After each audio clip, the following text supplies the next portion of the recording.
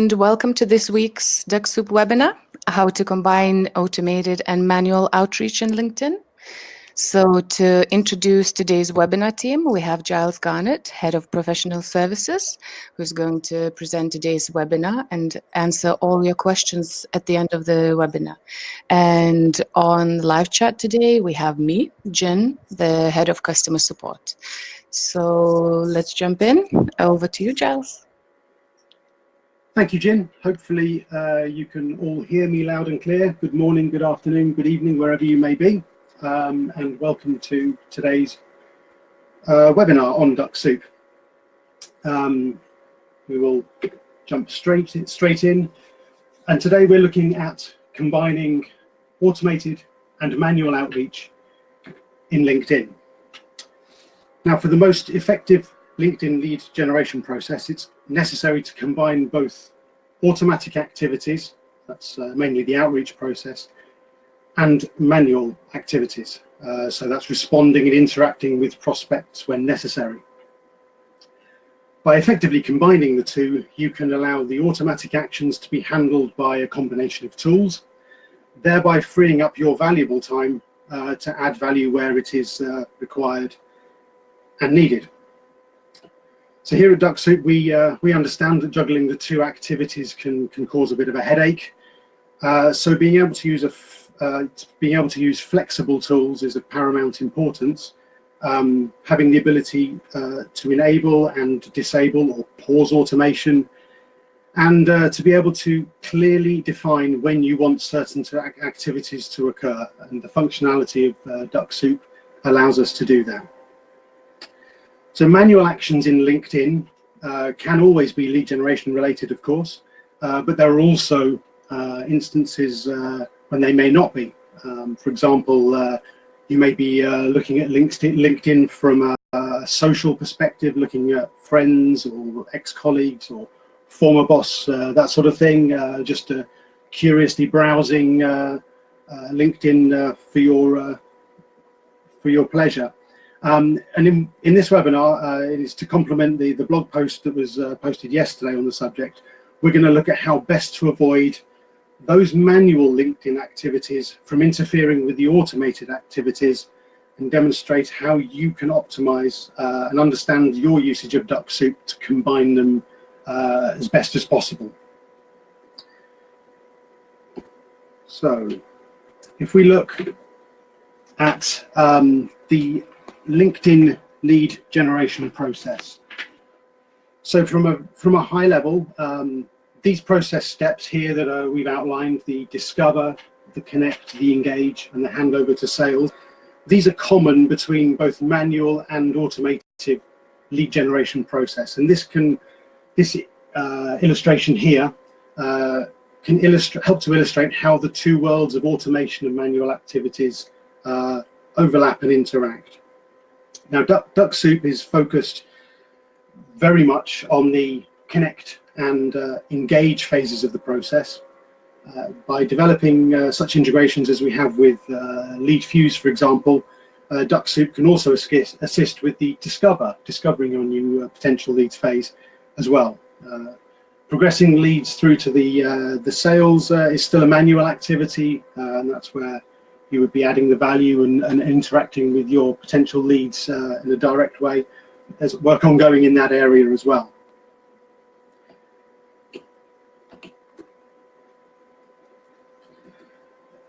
So if we now look at this model in a little bit more detail to put a bit more flesh on the bones.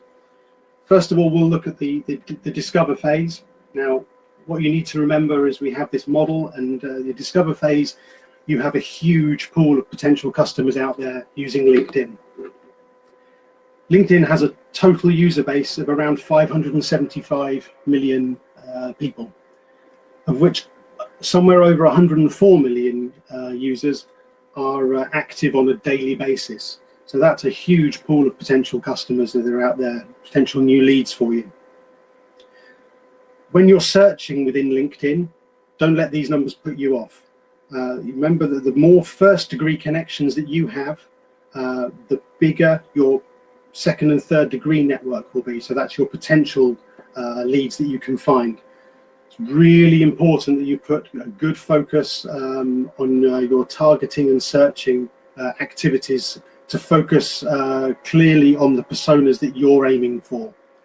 So these are huge numbers, huge pool of potential leads, and make sure that when you're carrying out that searching activity to pin down those potential leads, that you're using LinkedIn to its best capability there by either searching effectively within standard LinkedIn or using the additional filters that are available within Sales Navigator. If we now move into the connect phase, so you're discovering your potential new leads, and now you're trying to connect with your new leads, so we're handing over to the next phase. This is where DuckSoup really comes into its own, and you can connect with prospects manually just through clicking on profiles and connecting with them, or you can use the automated DuckSoup options to connect. So if I flick into my LinkedIn profile and we have a look at the DuckSoup options, click on the options, we open the tab here, and what we can do is, with the automated actions here, we can decide to send connection requests to second and third degree connections using standard LinkedIn or Sales Navigator. And remember, you will greatly increase your chances of a successful connection with a new potential lead if you include a personalized message with the connection request. Using the appropriate labels or the tags here, you can make that connection message appear to be personalized and customized to your potential new lead. If you want to be able to see who you have invited, either automatically or manually, you can do this. Flick back to the slide. When DuckSoup carries out an auto invite, it will create, the system will by default add this default invited tag. And if you want to then go back through your LinkedIn network to see who you have invited using DuckSoup, we can go back to the DuckSoup activities here. We can click on the duck and we can carry out a search by tag. We can then have a look and see who we have invited using DuckSoup. And therefore we can then clearly see who's received an automatic invitation through DuckSoup. This is a system tag applied by DuckSoup. It does not get added to manually sent connections. So that's a way to differentiate who you are inviting via which way. So once we've carried out our connection activities, we then move to the engagement phase. And with DuckSoup, you can engage with prospects in a number of different ways. So for example, you can simply visit their profile. So again, we'll go back to here. You would carry out your search, and then you would choose to visit profiles here from a search result within LinkedIn. You can just carry out a search and not do anything further. Similarly, there we go. You can also then carry out other automated actions using DuckSoup. So you can endorse skills, and you can send first degree messages to your existing network. So if again I flick back to DuckSoup, we look at the options, and you're probably quite familiar with here the opportunity you have to send a personalized message to your first degree connections when you're carrying out visits, and also the possibility to endorse the skills of first degree connections. You can choose to endorse one or three, and that can trigger an engagement. That's when your potential new leads are within the engagement phase, and you're carrying that out. Further to that, if you are a Turbo user, you can also use the automated follow-up messaging functionality. In Turbo, once you have the message bridge enabled, so Again, I'm going to flick around a little bit here, so apologies. So under the Connect tab here, if you have the message bridge here enabled and you're using the automated follow-up message section here, where you can send a number of automated follow-up messages with various time delays. So DuckSoup will periodically check for new connections, add the default accepted tag, and indicate that the new connection has then moved to the engage phase of the lead generation process.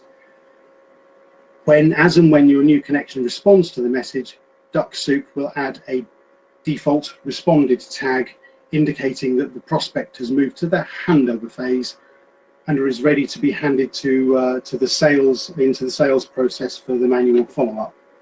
So again, if we look back to here, you can see that that's the tag that would be applied, the default accepted, and then there would be a further default responded as and when the message bridge picked up that they had sent you a reply to one of your messages, be that your initial connection request or one of your scheduled automated follow-up messages. So now we come to sort of a little bit more of the nitty-gritty when it comes to being able to separate the manual and automated activities. And what we have here is some best practices and some advice for you to how to manage and separate those activities and have it clear in your mind the best way to behave. So we'll start off with the planner. Now, this allows you to predetermine when you're happy for DuckSoup to carry out automated actions and when you're not. And this can help you avoid parallel activities on a LinkedIn account. Probably quite familiar with the planner.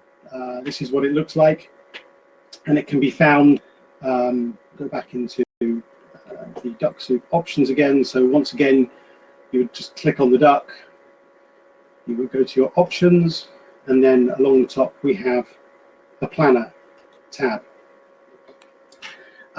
So we can avoid carrying out parallel activities, manual or automatic here. If you have parallel activities happening, automated and manual, that can cause performance issues. And it also can potentially trigger some sort of LinkedIn alerts that there is automation happening on your account. So the best practice here is to make sure you're clear in your mind and you have a good plan as to when you want manual and automatic actions to take place. To update the planner, you just click on the squares, and the green times are when you're happy for automation to take place. The grey squares are when you want the duck to not carry out any automated actions on your behalf. Seen all sorts of variations of this, from people running 24/7 with automation to being very clear and they want automation to run at very set times. Especially if they're very active on LinkedIn manually, you may want to configure the robot to run between certain hours, for example, 8 AM and 10 AM, and then have a period across lunchtime when you would want to carry out your manual activities, and then again allow automation to happen later in the day. This is a very powerful tool. I was speaking with somebody the other day, and we were trying to carry out some activities with his account on a booster call, and then I realised that nothing was happening because he was in Australia and it was 11 o'clock at night, and of course the planner meant that there was no activities allowed on his account. So we soon worked that one out and were able to move on. This is very powerful, and it's set to the time zone in which your computer is based. So be aware of that. If you're in one part of the world and targeting people in another part of the world, you need to consider the difference in time zones there as well. So that's the planner. If we now move on to blacklisting. So you can, using the blacklisting tag, you can avoid revisiting profiles twice by using the blacklisted tag. And that will take a profile out of any automated activities if you're engaging with them manually. So there is a tab, which I'll show you in a second where that is, where you can turn that on when you're carrying out. You can put the blacklisted tag on. I'll show you how to do that in a second. and then you can have that enabled as well. So again, we go back into the DuckSoup options, we look at actions here, and here we have the option to turn this on and off. Now to manually add a tag, you would go to a profile. Wait for a moment for this to load.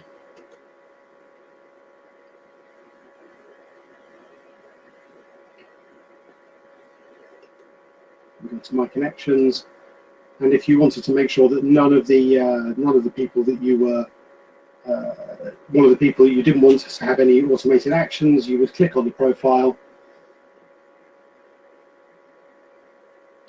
Just wait for that to load.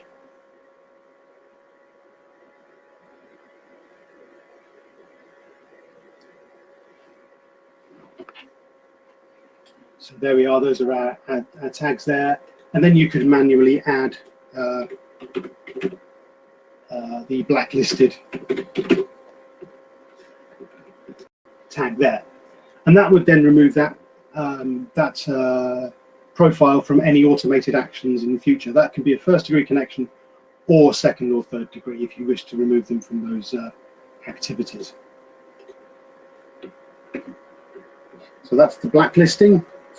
Now, a really important area we're going to move on to next is handling of inboxes. And this is something I see come up regularly in both booster and technical calls.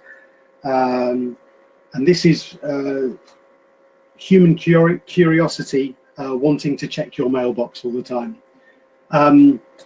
So when you're manually checking and reading messages in LinkedIn, so that's both standard and Sales Navigator, you need to make sure that you mark in conversations unread when you're finished.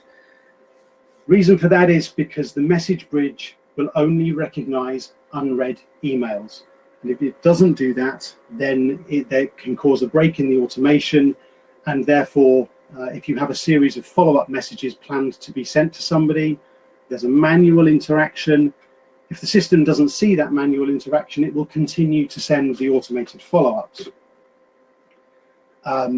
It's also possible to stop automation by blacklisting, but if I illustrate this here a little further, if we look here under the automated actions, the new connection has connected with you and you have a series of automated follow-ups ready to go. Somebody's connected with you, and after the first automated follow-up, they respond to you. You read that manually and you don't mark it as unread. They will then continue to get the subsequent messages because the system needs to see that unread message to put the appropriate tag on the profile to stop the further messages being sent. It's a very, very common thing that I see where people are saying, hang on a second, I've received a message, but it's still sending these auto follow-ups. And that's usually the case, that the appropriate tag has not been applied when a message has been read. Okay, so that's the inbox. That's something to really take a very close eye on. And in case you're not familiar with that, we'll take you back to LinkedIn. We'll look at messaging here. And to mark a message as unread, you would just need to click on the little envelope here. You can mark these messages as unread. And then the system, when the message bridge triggers, it will then identify those people as having interacted with you. We'll pick that up and we'll put the appropriate tag against those profiles.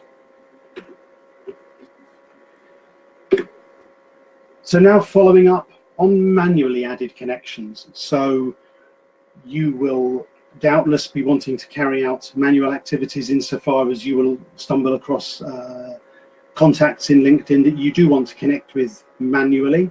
And what we can do with DuckSoup, you can, with DuckSoup Turbo, you can put manually added connections into your automated process by telling DuckSoup to auto-engage with these profiles. And you can enable this again through the DuckSoup options. This is where it is here, and that then would automatically put the default invited tag. I'll just show you where you can find that. So again, we go back into DuckSoup options. and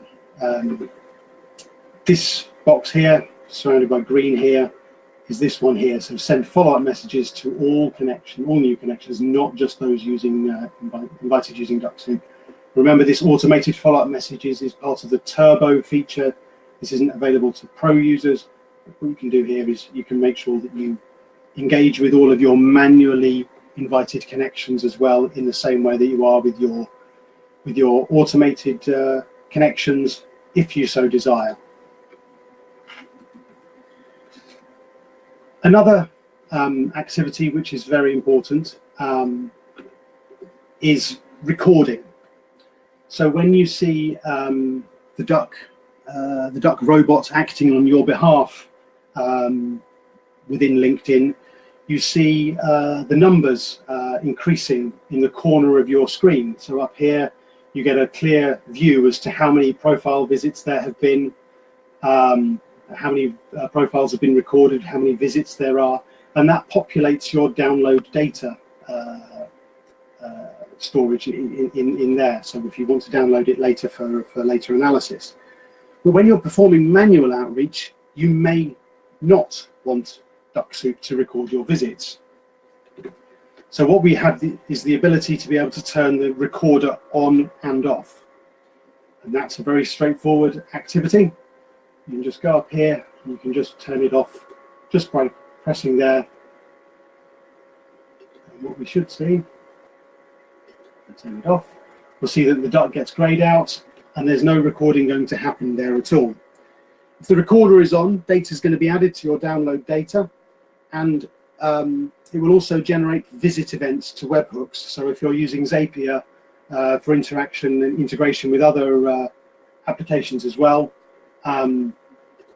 you will have those visit events being generated. You can disable those by turning off the recorder here when you're carrying out manual browsing or checking of profiles in LinkedIn. Okay. Further, really important top tip for you for Turbo users. There's one setting which is available, and it's there for various reasons, but it's to make sure you never enable this setting here, and this is the set robot and recorder to off on new tabs. Maybe a reason why you want to do this, but if you're a Turbo user and you're using automated follow-ups and you're wanting the message bridge to be active, I'll just show you where that is a second. Again, we go to the Options tab, and then over here on the Browser tab, it's here, so setting the robot and recorder to off on new tabs. If you enable that, then the message bridge will never be able to read any of the messages, because every time the message bridge is triggered, every 10 minutes or however you defined it, the recorder will be off, and therefore no messages will be read, and it will completely hinder and stop DuckSoup from executing automated lead generation and activity altogether, which of course is not the intention. Okay, so that sort of sums up. That's where I wanted to cover today with regards to the manual and automated activities. So just a little recap and summary. So DuckSoup, and specifically DuckSoup Turbo, provides a complete solution for effective LinkedIn lead generation. It allows you to automate your outreach process and respond and interact manually, adding value where required. So with effective and sensible use of the planner, a good understanding of how to use and recognize the different system tags, and by following a clear process, you can safely and effectively harness the power of LinkedIn by using DuckSoup to facilitate your lead generation activities. That's all of the slides that I wanted to cover today. Hopefully, while I've been chatting away, there have been some questions on the chat, which I'm happy to address. Jin, have you been looking at the chat and seeing if there's any questions there? It was, and the first question would be from Martin, and he would like to know if you could explain the difference between LinkedIn inbox and Navigator inbox with the automated messages. Okay, so there are two distinct mailboxes within LinkedIn. So in standard LinkedIn, you have a mailbox, but then also within Sales Navigator, you have a mailbox. They are separate, and it's one of those things that there's the separation there if you're using Sales Navigator as well. But what can happen there, Martin, is that the message bridge will check all of those, but both of those different mailboxes for you. Let me have to think. Yeah, so when the message bridge is first enabled, it will check your standard mailbox. Second time, it will then go to your Sales Navigator mailbox, and then the third time, it will then look for new connections. So yeah, you end up, if you have a Sales Navigator mailbox, you need to also check that separately and make sure that those messages aren't being read and then left as unread. I'm trying to. I don't have any messages in my Sales Navigator mailbox at the moment, so not something I can show you right now. But if you look within Sales Navigator, you will find a separate message box there. Let's have a quick look, see if we can. Bear with me 1 second.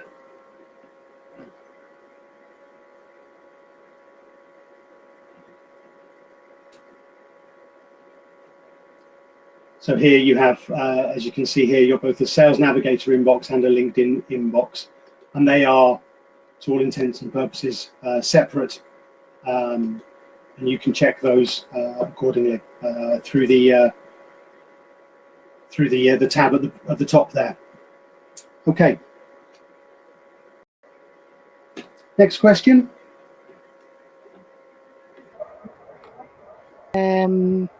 Regarding Planner, for future updates, is it possible to add time ourselves, like 7:15 instead of 7? Is this something we could work on later? It's not something I can answer straight away. There is a on the DuckSoup website, there is a features request page, and maybe that would be an interesting thing to put in there. Any new feature requests can be placed there, and maybe we could add a link to where that is to the information that goes out after the webinar, and then you could theoretically put customizable times on there. At the moment, for simplicity and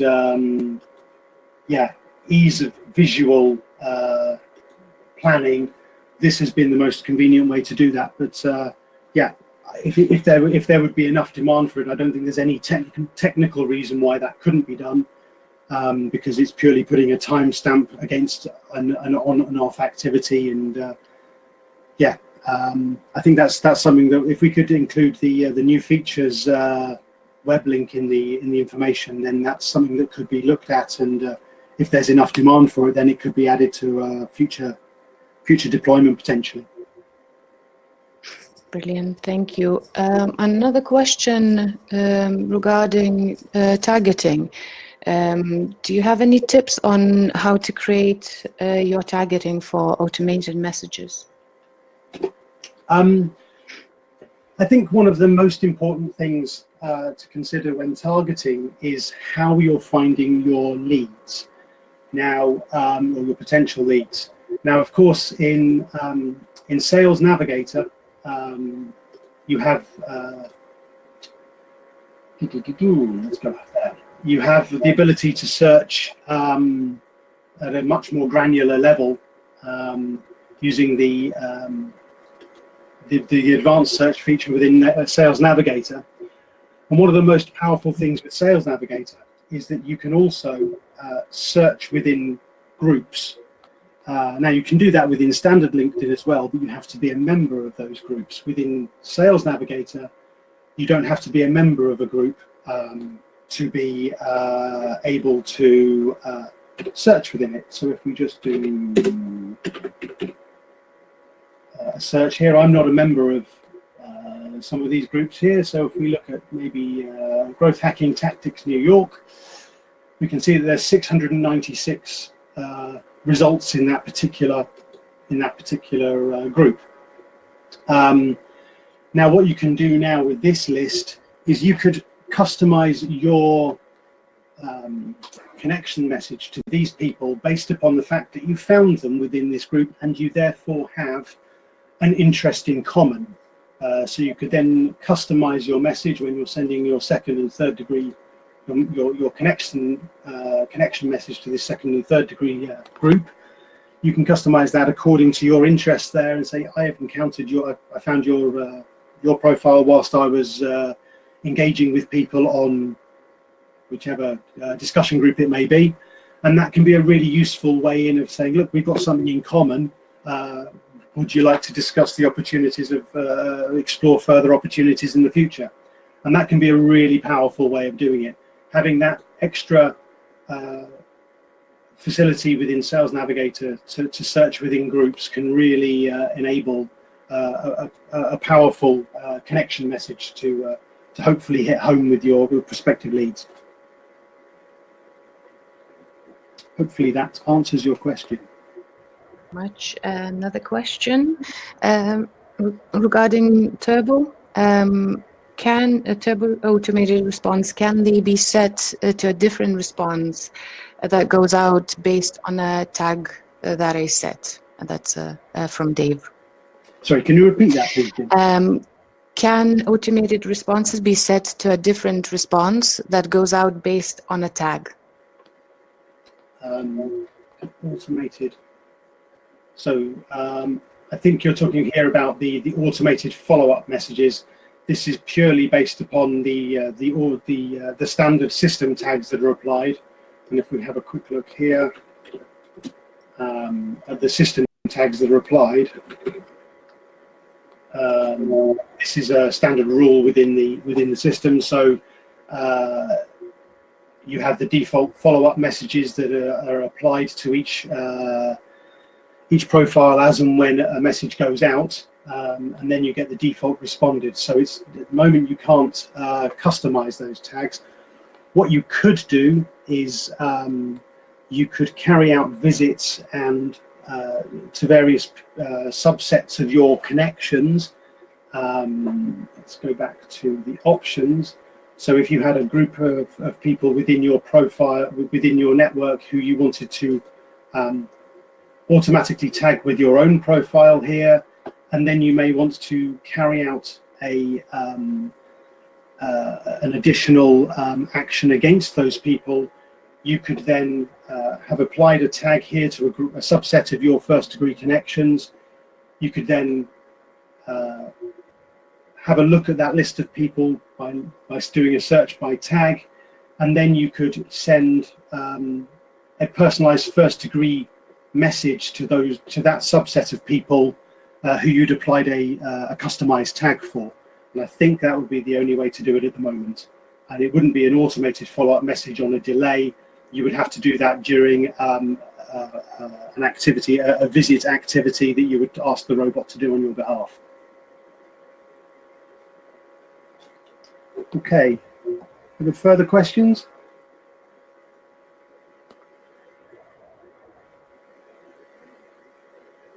Yes, that was the last question. I can't see any new questions via live chat. So I think our webinar just came to an end. Okay, well, thank you, everybody. I hope you found this useful. There's also been a blog post on the website, which was posted yesterday on this same topic. So it covers a lot of the ground that we've covered here. You can take some time to look at that as well. And yeah, there's a further webinar in 2 weeks' time covering a different topic. And hopefully you will be able to join us for that webinar. Thank you very much indeed, Jin, for your introduction and also your work on the questions. Thank you very much.